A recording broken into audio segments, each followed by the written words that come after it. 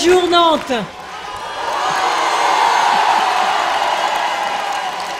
Bonjour la France présidente.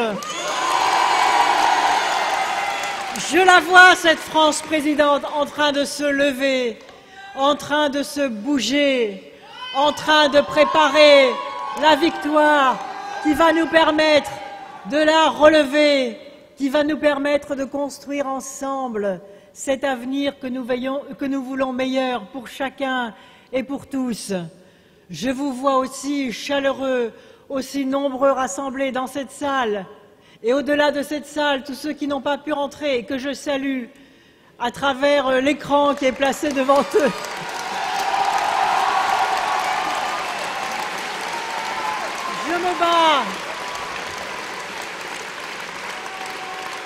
Je me bats avec vous.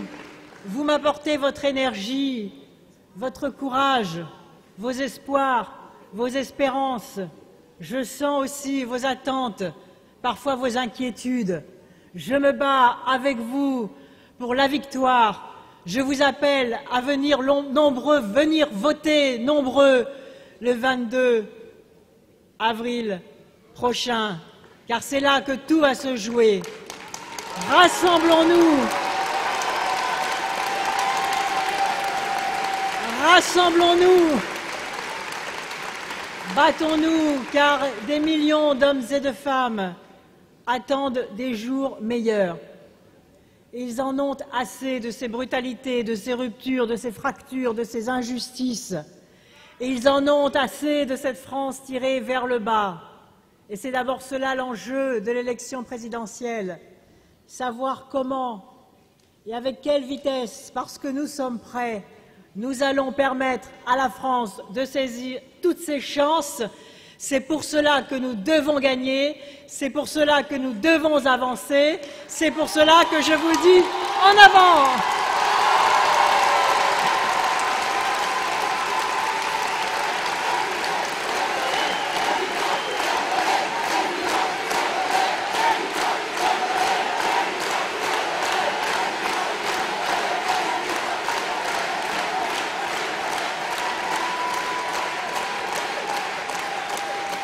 Merci à Jean-Marc Ayrault, le député-maire de Nantes. Merci Jean-Marc pour ton soutien sans faille au cours de cette campagne et ton appui permanent. Merci à Robert Badinter, orateur exceptionnel. Grande conscience de la gauche, des socialistes, de l'éthique républicaine et qui nous montre le chemin depuis 1981. Merci à toi, Robert.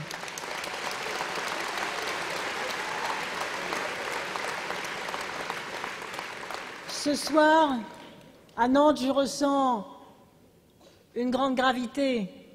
C'est le premier soir de la dernière semaine avant le premier tour de l'élection présidentielle. Beaucoup de Français observent, ils n'ont pas encore choisi, ils regardent, ils comparent, ils commencent à connaître un peu mieux les candidats, à regarder les déclarations des uns et des autres, les convictions et les valeurs. Et puis ils regardent aussi, ils réfléchissent à la façon dont demain la République et la nation seront incarnées. Et je veux être la présidente de la France présidente parce que je crois que la politique doit changer, le monde a changé, la France a changé, les Français ont changé. Et je suis la seule à avoir pris le temps au cours de cette campagne, à avoir pris le temps de donner la parole aux Français. Ils sont venus très nombreux, on vous l'a redit tout à l'heure. Et cette parole, je leur demanderai aux Français de la garder et de ne plus jamais la lâcher.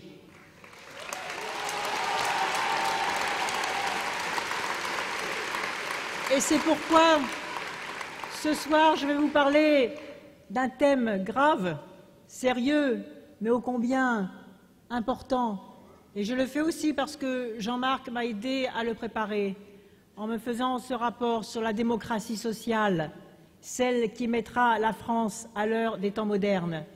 Car à travers vous, je parle aux Français dans leur ensemble, à travers Internet aussi, plus de 50 millions de vidéos, de discours, de meetings ont été regardés sur le site Désir d'avenir. Et donc, à travers vous, à travers votre présence, à travers votre chaleur, je veux m'adresser aussi aux millions de Français qui se préparent à écrire une nouvelle page de l'histoire de France. Et je veux leur parler de la réforme des institutions, de la République nouvelle, de la 6e République que nous construirons ensemble,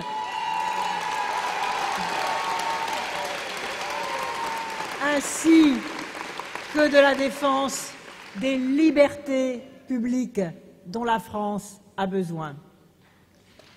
Oui, les 22 avril et 6 mai prochains, les Français vont décider du destin de la France.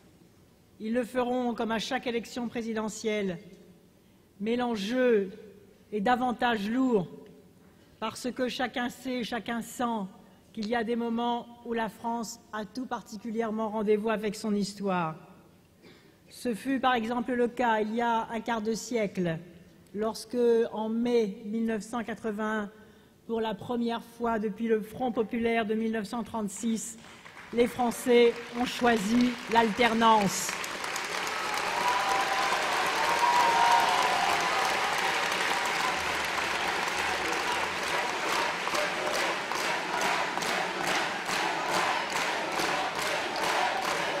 Et je le crois, je le sens profondément. C'est à ce même type de rendez-vous que la France attend et que nous devons réussir pour elle. C'est une alternance d'aussi grande ampleur dont la France a besoin aujourd'hui pour relever les défis qui se posent à elle. Les défis sur son sol, les défis au niveau de l'Europe et les défis au niveau de la mondialisation. Seules les idées de gauche et de progrès qui font que pour chaque décision publique, ce seront toujours les valeurs humaines qui vont l'emporter sur les valeurs boursières et sur les valeurs financières. Seules ces valeurs vont permettre à la France de se redresser. Oui, nous le sentons bien, nous sommes confrontés à un moment historique, parce que aussi la politique menée ces dernières années a fait que la France n'est plus à la hauteur de ce qu'elle devrait être, et parce que les Français veulent à nouveau croire dans l'avenir. Et lorsque je propose une France plus juste et une France plus forte, on le sait bien que c'est de cela que la France a besoin. On a vu au cours de ces 5 dernières années la présidence s'enfoncer dans l'impuissance. Et plus l'impuissance s'aggravait pour résoudre les problèmes des Français, plus augmentait l'arrogance du pouvoir. Moi, je veux, avec vous, un pouvoir qui perde son arrogance et qui retrouve sa puissance au service de l'intérêt général. Voilà le sens de la France présidente.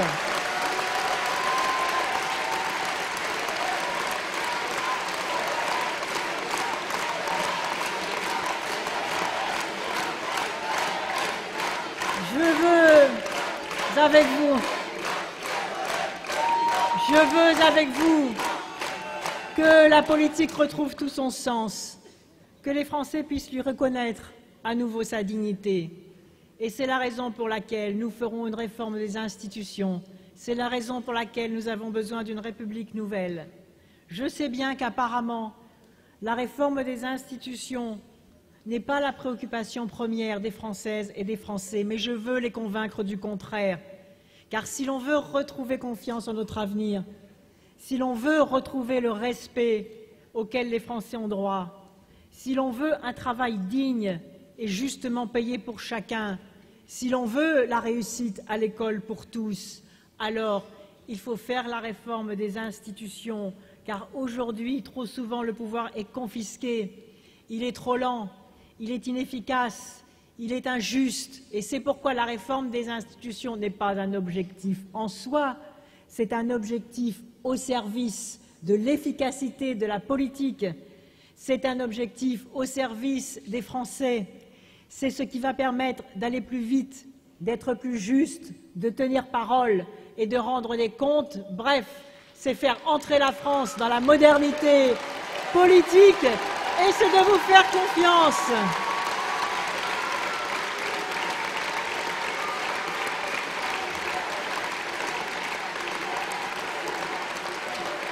Bien sûr que la République nouvelle est nécessaire pour obtenir la croissance dont nous avons besoin, pour l'emploi, pour les salaires, pour résorber notre dette et nos déficits, pour financer la protection sociale, la recherche et l'innovation. La République nouvelle, elle est nécessaire économiquement, socialement, écologiquement, culturellement, internationalement, parce qu'elle repose, comme je l'ai dit et comme c'est inscrit dans le pacte présidentiel que vous avez construit avec moi, sur 4 piliers.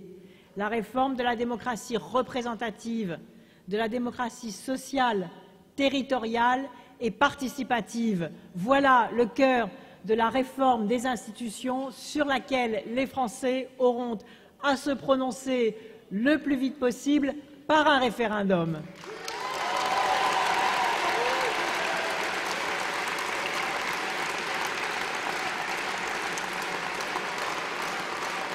Et d'abord, nous ferons la démocratie sociale, parce qu'on sait bien aujourd'hui que les réformes économiques et sociales seront bloquées si elles se font au détriment des salariés qui finiront par se révolter à juste titre. Je veux promouvoir un syndicalisme de masse, car comment les partenaires sociaux pourraient-ils négocier utilement s'il n'y a pas de vrais partenaires? Je veux un financement public des syndicats de salariés, un crédit d'impôt, un chèque syndical pour encourager l'adhésion aux organisations syndicales et pour construire dans notre pays un juste équilibre entre les employeurs et les salariés garantis par l'État. C'est comme cela que l'on défendra au mieux la valeur travail, parce que c'est comme cela qu'il y aura des compromis sociaux et non plus quelques-uns qui profitent de la situation aux dépens du plus grand nombre. C'est comme cela que nous construirons les sécurités collectives qui permettront à la fois aux entreprises qui vont de l'avant de bénéficier de l'agilité nécessaire, mais pas aux dépens de la précarisation des salariés, bien au contraire. C'est dans le cadre d'un dialogue social construit, fructueux, garanti par les pouvoirs publics, que nous pourrons faire comprendre enfin que la relance de la croissance économique dépend de la qualité de ce dialogue social et que c'est en sécurisant les salariés dans leur travail et dans leur salaire que l'on obtient d'eux une plus grande motivation au travail et donc une plus grande compétitivité des entreprises et certainement pas l'inverse, comme le démontre avec les dégâts que provoque la politique libérale menée depuis 5 ans. Voilà la modernisation du pays que j'appelle de mes vœux.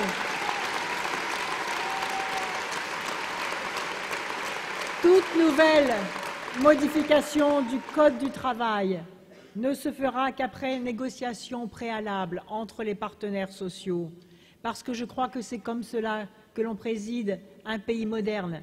C'est comme cela aussi que les règles sont meilleures, mieux adaptées, plus durables, mieux appliquées et plus rapidement rectifiées si c'est nécessaire.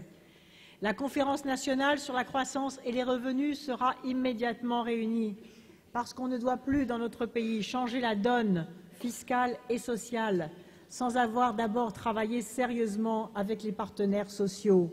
Et vous le savez, la revalorisation du SMIC, mais aussi de tous les salaires situés au-dessus du SMIC pour que l'on n'ait pas un écrasement de la hiérarchie salariale.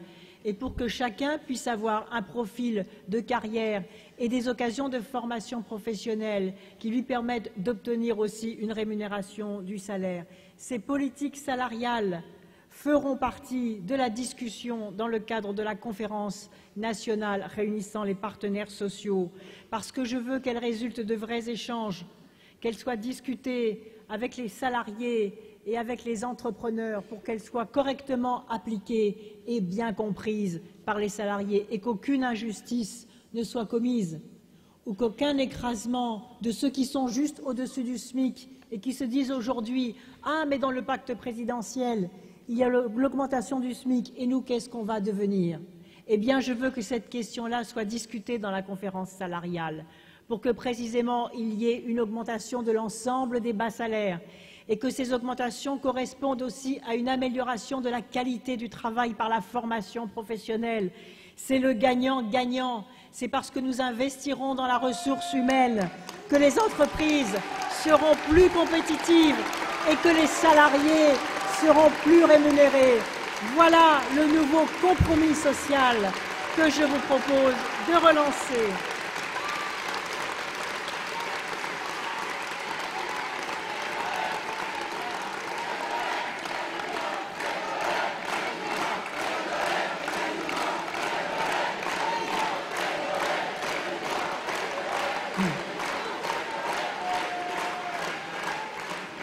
Oui, je veux sortir la France et les partenaires sociaux attendent cela impatiemment et même certains dirigeants d'entreprise comme le Centre des jeunes dirigeants d'entreprise qui ne se reconnaît pas dans le MEDEF.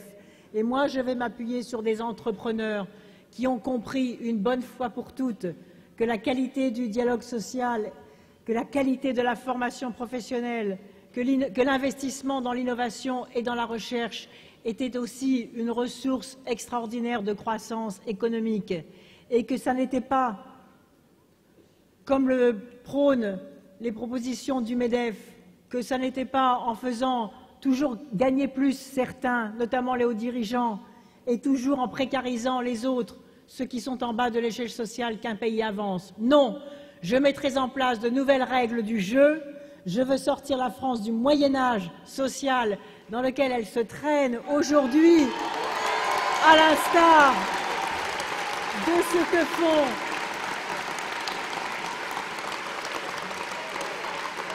et d'ailleurs tous les autres pays européens, et notamment les plus performants d'entre eux, ont compris cela depuis plusieurs années. Et je pense vraiment que si aujourd'hui la France est en panne sur le plan de la croissance, c'est parce que la plupart de ces entreprises et de ces employeurs n'ont pas encore compris cela. Eh bien, il va falloir qu'ils le comprennent. Et je vais les y encourager parce que désormais, les aides publiques données aux entreprises, les aides fiscales et les aides sociales seront concentrées sur les entreprises avec une logique du donnant-donnant, c'est-à-dire qu'en contrepartie, on aura la qualité du dialogue social et l'augmentation de la masse salariale. Et je sais que je serai suivie sur ce chemin par l'ensemble des petites et moyennes entreprises, celles qui aujourd'hui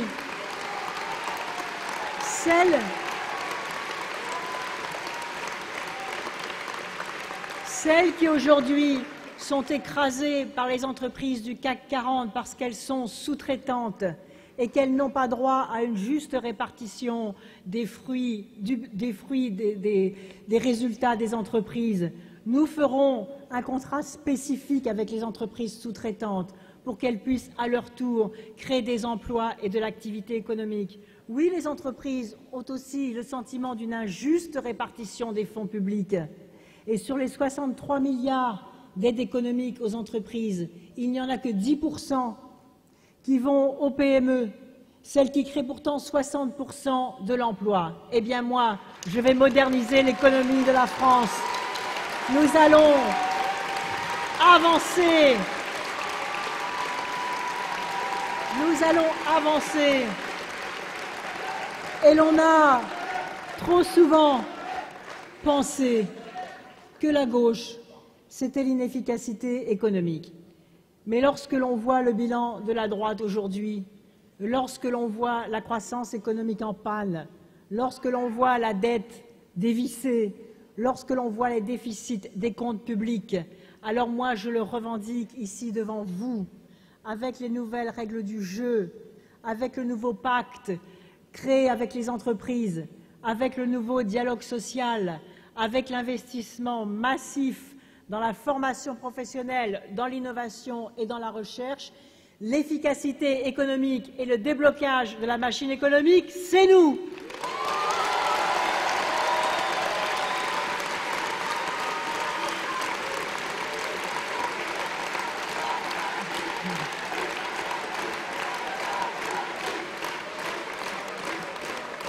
Et nous réformerons le deuxième pilier des institutions.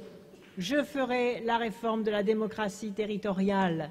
Nous ferons une nouvelle étape de la régionalisation, à la fois pour lutter contre les gaspillages des fonds publics et aussi pour renforcer la puissance de l'État.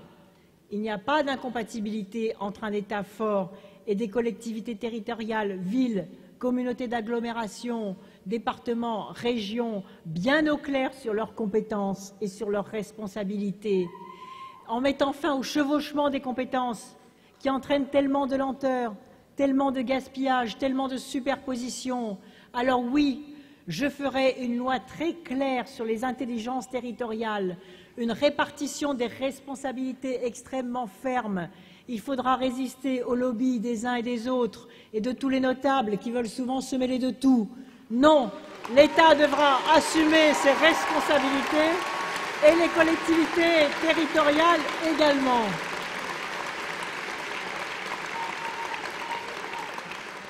Et puis, sur le troisième pilier, nous ferons bien évidemment la grande réforme de la démocratie représentative et de la revalorisation du rôle du Parlement.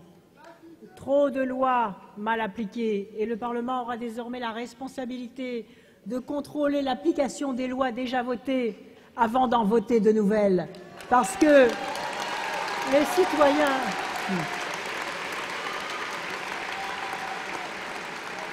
Les citoyens sont fatigués de cela, et j'entendais les enseignants encore récemment, ils sont fatigués de l'accumulation des réformes auxquelles les ministres veulent attacher leur nom.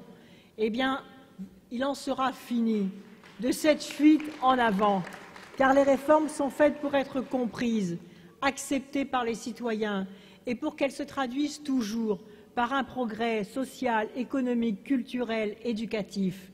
Et quand ça n'est pas le cas, alors il faut faire une évaluation des lois. La France n'est jamais entrée dans cette culture de l'évaluation.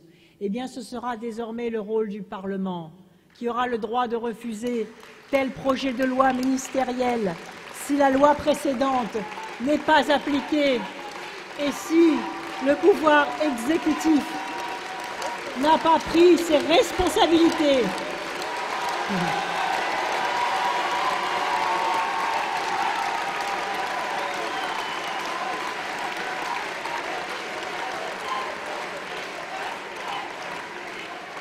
Et pour revaloriser le rôle du Parlement, le cumul des mandats ne sera plus possible. Et cela aussi, les citoyens l'attendent. Là aussi, on est dans le donnant-donnant et dans le gagnant-gagnant. Le donnant-donnant, si le Parlement a davantage de responsabilités et de pouvoir, et notamment pour contrôler l'application des lois, mais aussi il sera consulté, et ce n'est pas le cas aujourd'hui, mais il le sera demain, sur la politique étrangère de la France, sur les engagements internationaux de la France, et il sera aussi informé en toute transparence des ventes d'armes, car aujourd'hui le Parlement n'est pas informé de cela, et ce n'est pas normal.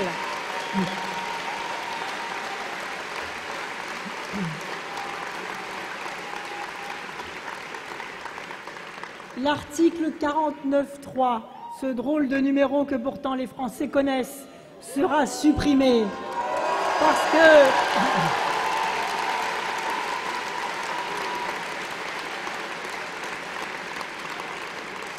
car on l'a vu récemment, à quoi cela sert-il de contraindre, on l'a vu le gouvernement de droite, de contraindre sa majorité parlementaire, qui ne s'est pas laissé d'ailleurs beaucoup bousculer, à voter le CPE pour ensuite le retirer sous la pression de la rue. Et cette réforme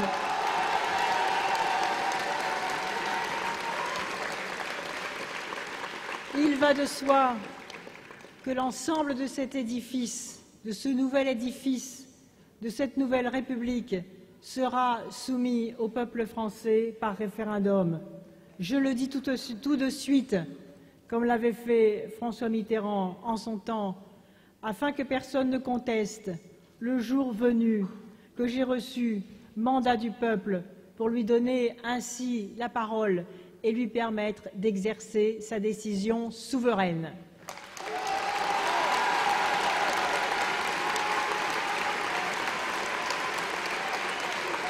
Le quatrième pilier de la réforme des institutions sera la démocratie participative. Oui, le moment est venu d'inventer une nouvelle forme de démocratie complémentaire aux trois autres que je viens d'évoquer. Ces quatre démocraties ne se gênent pas les unes les autres. Au contraire, elles se consolident, elles se renforcent. Et la France doit aujourd'hui inventer et mettre en mouvement la démocratie participative que j'ai vue si bien fonctionner au cours de cette campagne. Après tout, la France a toujours innové. N'est-ce pas nous qui avons inventé la Déclaration des droits de l'homme et du citoyen de 1789? N'est-ce pas la France qui, la première sur le continent européen, a osé inventer la République en 1792? Et la France n'était-elle pas au premier rang de la Déclaration universelle des droits de l'homme en 1848, au premier rang des inventeurs de la Convention européenne des droits de l'homme en 1950, au premier rang aussi des fondateurs de l'Europe il y a un demi-siècle? Eh bien, je le dis aujourd'hui, partout se fait sentir le besoin d'un renouveau démocratique. En Amérique latine, du budget participatif imaginé, au Brésil, à l'élection de Michelle Bachelet au Chili, aux États-Unis, où la gauche américaine se bat contre le poids des groupes d'intérêt et de l'argent au cours des campagnes électorales. Eh bien, nous aussi, nous allons la mettre en mouvement, cette démocratie participative, avec le référendum d'initiative populaire, avec les jurys citoyens, avec la possibilité pour des pétitionnaires de voir inscrit à l'ordre du jour de l'Assemblée nationale une proposition de loi. Car je crois dans l'intelligence collective des citoyens, dans la force du mouvement associatif qui, partout en France, se met en mouvement. Et je ne veux plus que les citoyens soient écartés des décisions qui les concernent. Je pense que c'est comme cela que nous répondrons à la crise démocratique, par cette nouvelle dimension démocratique. Et bien évidemment, dans cette démarche, le droit de vote aux élections municipales pour les étrangers en situation régulière donnera aussi ce souffle de modernité à cette République nouvelle.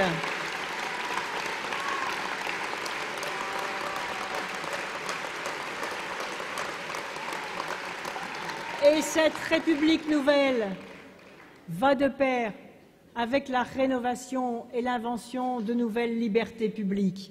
Oui, la France présidente sera celle des libertés publiques renforcées et de l'État impartial. Il y a beaucoup à faire.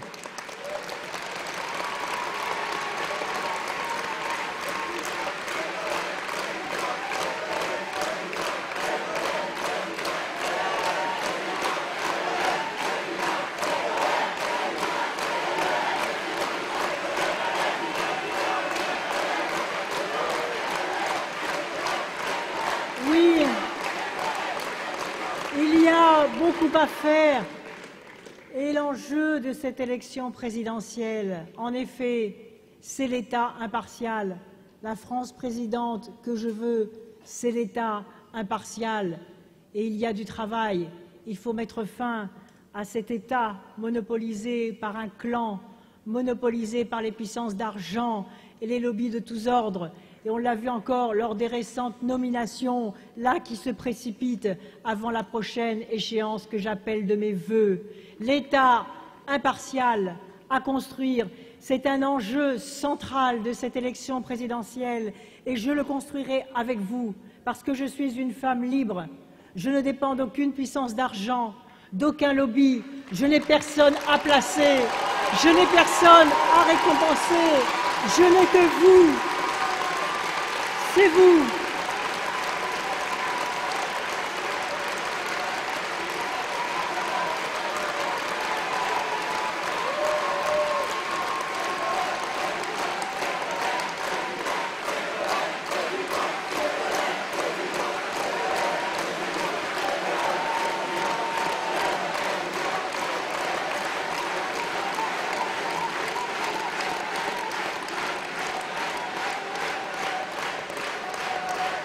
Et j'en fais ici le serment, ce sera le serment de Nantes. Je resterai cette femme libre et solide, parce que là où je suis devant vous, c'est grâce à vous. C'est vous qui m'avez porté, c'est vous qui m'avez encouragé, c'est vous qui m'avez faite. Et c'est à vous, peuple de France, que j'aurai à rendre des comptes.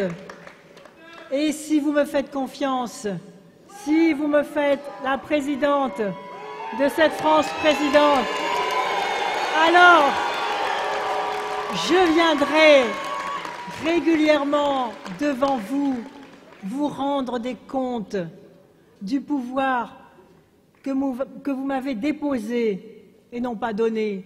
Ce pouvoir, il sera simplement déposé entre mes mains pour en faire quelque chose et pour vous le rendre, et en particulier pour venir vous dire régulièrement ce que j'en aurais fait. Voilà le sens de mon engagement politique. Voilà le sens de ma candidature.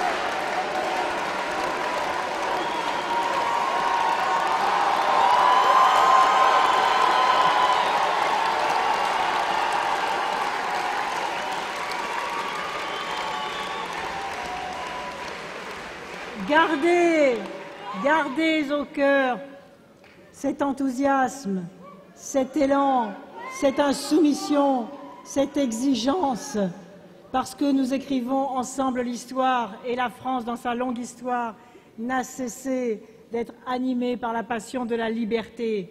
Chaque citoyen de ce pays aspire à avoir en ses mains le pouvoir de briser ses chaînes. Il n'y a pas de grand peuple sans une exigence permanente de liberté.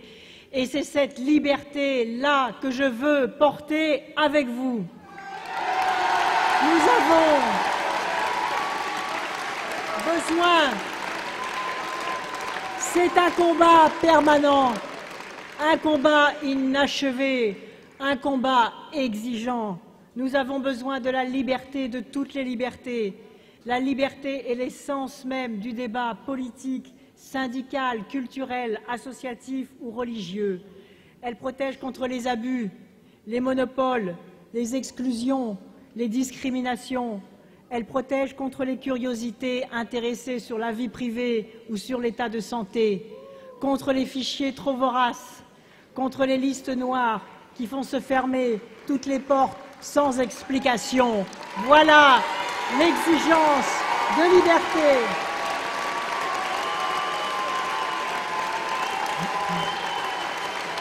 La liberté, c'est le contraire du journaliste, c'est le contraire du journaliste écarté parce qu'il a osé, du policier humilié publiquement pour avoir appliqué la police de proximité, du juge suspecté parce qu'il a voulu un surcroît de justice, de l'étranger privé de ses enfants du fait d'une circulaire de circonstance, de la jeune femme qui ne prend plus les transports en commun après 8 heures du soir parce qu'il y a trop d'insécurité. Voilà le combat de toutes les libertés.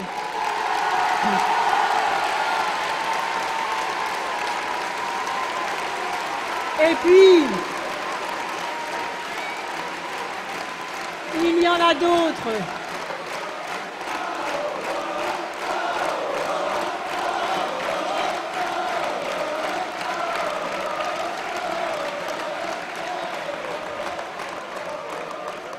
Et puis, il y en a d'autres, des libertés à conquérir, et je compte sur vous pour m'aider à mener ce combat.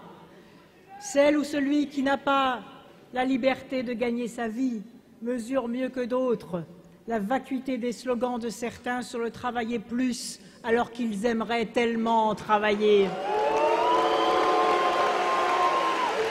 Oui, il faut créer les conditions d'une liberté d'avoir un métier, un emploi et que l'accès au travail soit proposé à chacun. Alors seulement la liberté bien comprise servira aussi l'efficacité dont le pays a besoin. C'est le sens de toutes les propositions concrètes qui sont faites dans le pacte présidentiel que j'ai construit avec vous.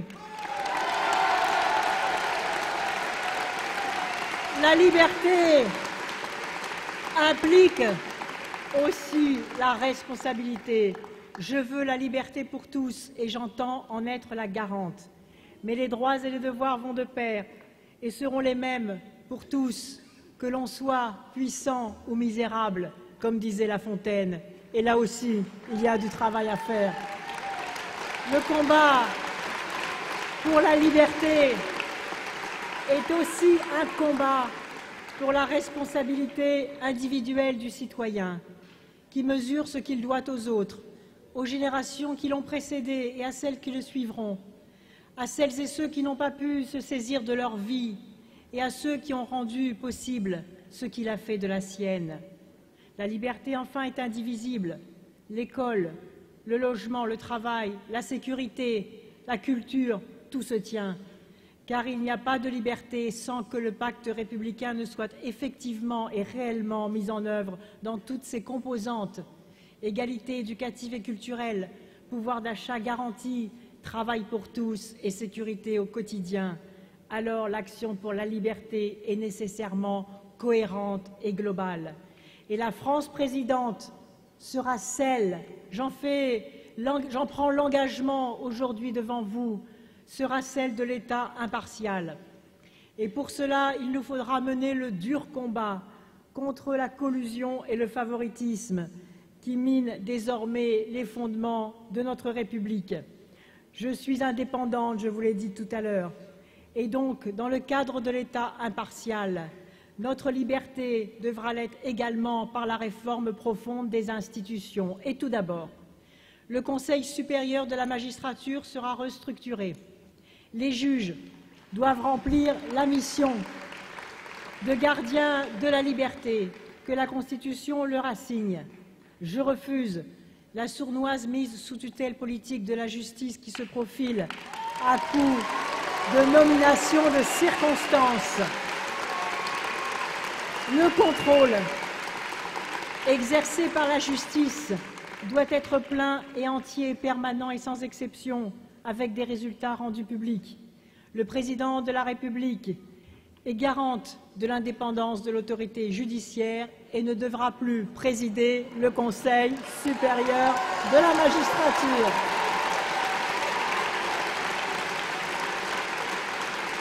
J'entends également, pour renforcer ces libertés publiques qui ont été profondément affaiblies au cours de ces 5 dernières années, relever la Commission nationale informatique et liberté, la Commission nationale de déontologie de la sécurité et renforcer les moyens de la haute autorité de lutte contre les discriminations. J'entends garantir le pluralisme de l'autorité de régulation des médias audiovisuels en proposant que les membres de la nouvelle autorité du pluralisme soient désormais désignés par le Parlement à une majorité des 3/5. Je veux mettre en place de vrais conseils pluralistes où majorité et opposition ensemble garantiront nos libertés. Les membres du Conseil constitutionnel seront également désignés de façon beaucoup plus démocratique.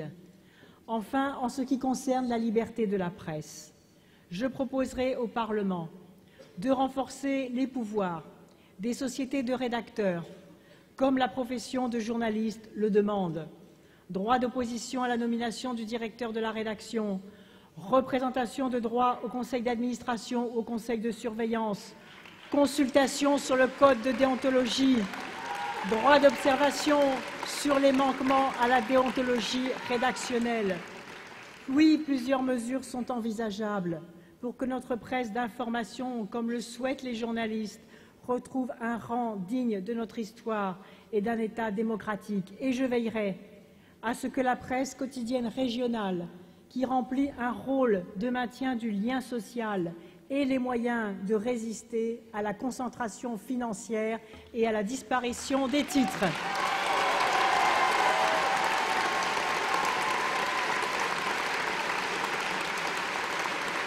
Je veux rétablir la confiance des citoyens en renforçant les mesures anti-concentration, notamment pour les entreprises dont l'activité dépend des grands marchés de l'État. Nous ne devons pas nous résigner à tous ces monopoles. Là aussi, il est possible de mettre d'autres règles du jeu. C'est l'avenir de la démocratie qui en dépend. Ce sont nos libertés publiques qui en découlent. Et pour cela aussi, vous pouvez compter sur ma volonté sans faille.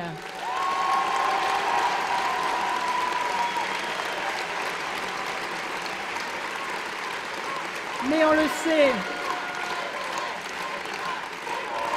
la liberté est fragile, le monde est violent, les tensions nombreuses à l'échelle de la planète. Le terrorisme nous menace dans notre chair et aussi dans nos convictions. Trop d'États ont abdiqué dans leurs valeurs et désavoué leur histoire à cause de la peur.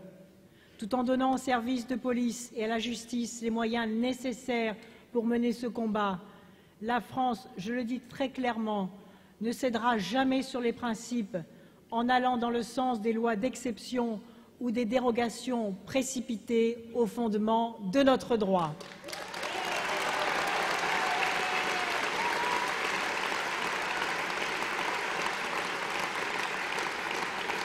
Au contraire, tandis que nous agirons résolument contre les réseaux les plus mortifères, nous devons sans cesse rappeler que c'est en préservant la présomption d'innocence, le procès contradictoire et le droit à un avocat que la France continuera à incarner la dignité des États démocratiques et leur capacité à répondre aux menaces sans céder sur ces fondements.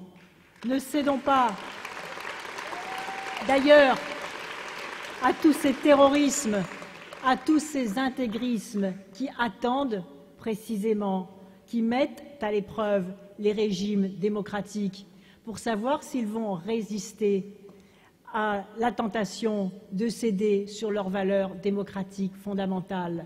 Et donc la première façon de résister au terrorisme et aux intégrismes, c'est de tenir bon sur les valeurs républicaines et laïques, c'est de tenir bon sur la protection des procès contradictoires, c'est de tenir bon sur le refus des lois d'exception.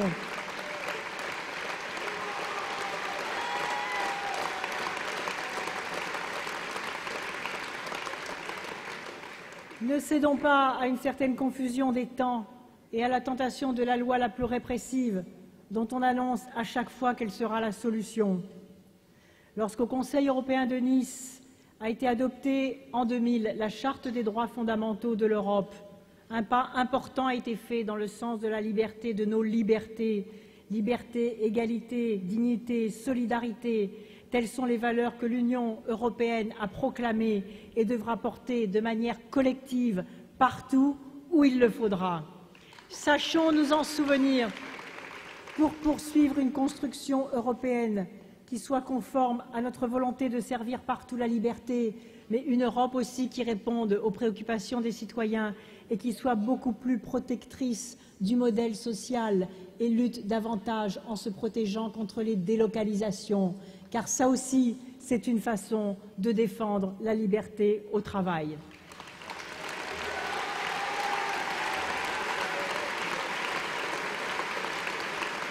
Il reste, c'est donc un chantier extraordinaire que nous avons devant nous, une œuvre collective considérable et reconstructrice que nous avons à conduire.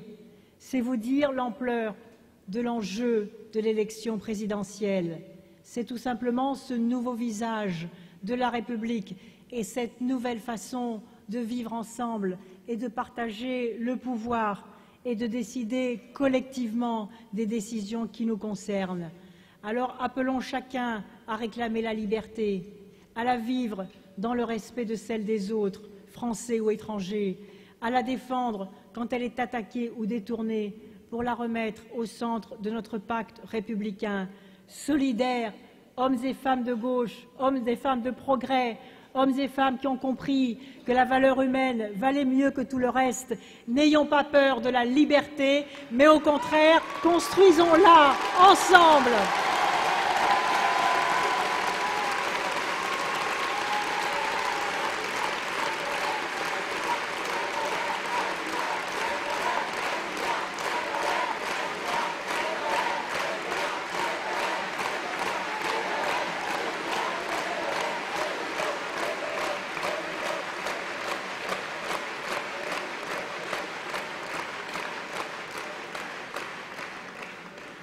Et je voudrais également, avant de conclure, partager avec vous, comme l'a fait Jean-Marc tout à l'heure, l'immense peine de la famille et de la maman de Sophie Graveau, à laquelle j'ai parlé tout à l'heure. Je le redis ici parce que vous savez que c'est une de mes convictions pour lesquelles j'ai toujours lutté, j'ai toujours combattu, et parfois avec beaucoup de difficultés, la lutte contre les violences sexuelles, les délits et les crimes faits aux femmes et aux enfants sera décrétée grande cause nationale si je suis élue. Ce combat sera mené sans merci. Et quand j'entends certaines théories génétiques, je me dis qu'il y a vraiment là, oui, une confrontation de projets. et de vision. Non, les prédateurs d'enfants et de femmes, non, les violeurs et les abuseurs savent parfaitement ce qu'ils font et à ce titre, ils doivent être poursuivis et condamnés. Et des établissements spécialisés doivent être construits pour qu'ils ne puissent plus ressortir sans avoir avant la garantie de leur non-dangerosité. Et pour ceux qui sortent, il faudra appliquer le bracelet électronique et les contrôles réguliers. Et je veux aussi des campagnes de sensibilisation régulières pour rappeler à tous que le corps des femmes et le corps des enfants ne sont pas des objets et ne doivent pas être l'objet, justement, de toutes ces formes de violence trop souvent ignorées et trop souvent tues. Et cela, d'ailleurs, est cohérent avec tout ce que je viens de dire. Et dans cette dernière ligne droite, où les Français vont choisir, je le sais, avec sérieux, avec intelligence, avec conscience, projet contre projet. D'un côté, la brutalité, et moi, je vous propose de réformer sans brutalité, sans brutaliser la France. Le voulez-vous? Moi, je vous propose que les valeurs boursières soient toujours derrière les valeurs humaines. Le voulez-vous? Moi, je vous propose de renforcer les solidarités et de les réconcilier avec les libertés individuelles et avec l'efficacité économique. Le voulez-vous? Moi, je vous propose de tourner le dos au communautarisme et de défendre une République une, laïque et indivisible. Le voulez-vous? Moi, je vous propose de lutter contre toutes les formes de discrimination parce que la France a besoin de tous ses talents dans leur diversité et de la diversité aussi de ce territoire et de tous les Français venus d'ailleurs qui doivent être reconnus comme les enfants légitimes de la République et apporter à la République toute leur énergie et tout leur potentiel. Le voulez-vous avec moi? Moi, je veux que l'ordre juste remplace les désordres injustes. Le voulez-vous avec moi? Je veux que la loi du plus juste remplace la loi du plus fort. Je veux d'une France qui cesse de dresser les Français les uns contre les autres. Je veux d'une France qui remette en avant des familles qui fonctionnent bien, une école accueillante à tous, un travail pour chacun, une révolution écologique à accomplir, la France qui revient à la table de l'Europe, la démocratisation culturelle et la France présente à l'échelle du monde. C'est cela que nous allons construire ensemble. J'ai confiance. J'ai confiance. La bataille est difficile. La bataille est difficile parce qu'il y a tant de déformations, tant de mensonges, tant de propos édulcorés. Et c'est pourquoi je suis heureuse de vous voir aussi nombreux rassemblés. Mon équipe de campagne, c'est vous dans cette dernière ligne droite. Je compte sur vous. Vous avez entre vos mains, puisque vous êtes là, la responsabilité de dessiner le visage de la France de demain.